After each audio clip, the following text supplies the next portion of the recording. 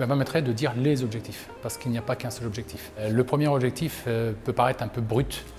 quand je vais l'annoncer, c'est-à-dire faire du business, mais l'objectif était de pouvoir, à travers le territoire d'événements sportifs, mettre en relation des entreprises avec les collectivités,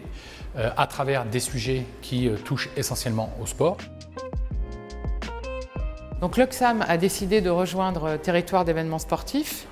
parce qu'en tant que partenaire de la Coupe du Monde de rugby et avec l'ambition qui était la nôtre, on a trouvé tout à fait naturel et totalement légitime de rejoindre ce type d'association qui nous aide au quotidien dans la mise en relation avec les territoires qui accueillent ces grands événements sportifs. Et pour toute l'ingénierie en fait amenée par les expériences des uns et des autres dans divers domaines.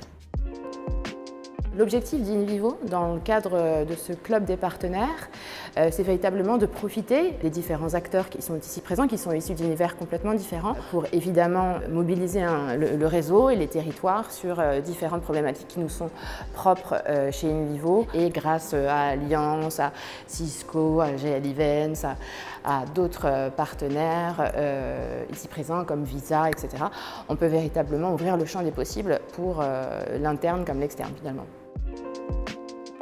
Le rôle de TES, en fait, c'est de mettre en collaboration et en contact tout un tas de partenaires de villes organisatrices de grands événements sportifs et de pouvoir partager entre nous tout un tas de bonnes pratiques sur les manières de travailler sur justement la livraison de ces événements, puisqu'on est tous impliqués, et donc de voir quels sont les problèmes que peuvent avoir à la fois les organisateurs, mais aussi les villes organisatrices, pour que nous, on soit dans la meilleure position possible pour pouvoir répondre à leurs attentes. Les partenaires de TES ont un accès privilégié et je dirais non intrusif auprès des collectivités qui sont elles-mêmes adhérentes. Il s'agit donc d'accéder aux collectivités et leur présenter notre offre et notre service au travers de cette association qui nous positionne comme un partenaire et non pas comme un simple fournisseur. C'est à la fois un réseau, c'est aussi de pouvoir partager avec les autres partenaires les préoccupations que l'on peut avoir auprès des collectivités. C'est aussi l'opportunité pour nous de prendre part à des échanges et des discussions en termes d'innovation, de prospection, de pouvoir engager collectivement des transformations. Donc c'est à la fois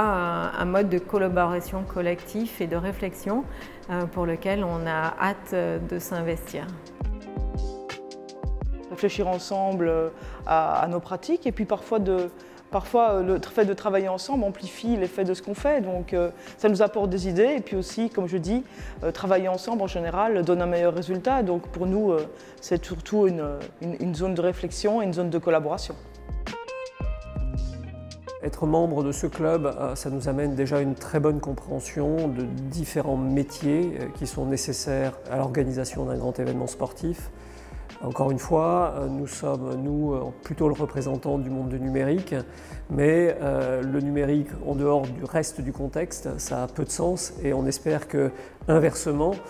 pour les autres disciplines, mieux appréhender en amont le numérique peut probablement favoriser à ce que collectivement, on soit plus pertinent vis-à-vis des collectivités locales et meilleur dans notre approche de l'organisation d'un événement. Moi, je suis très fier de participer à cette aventure.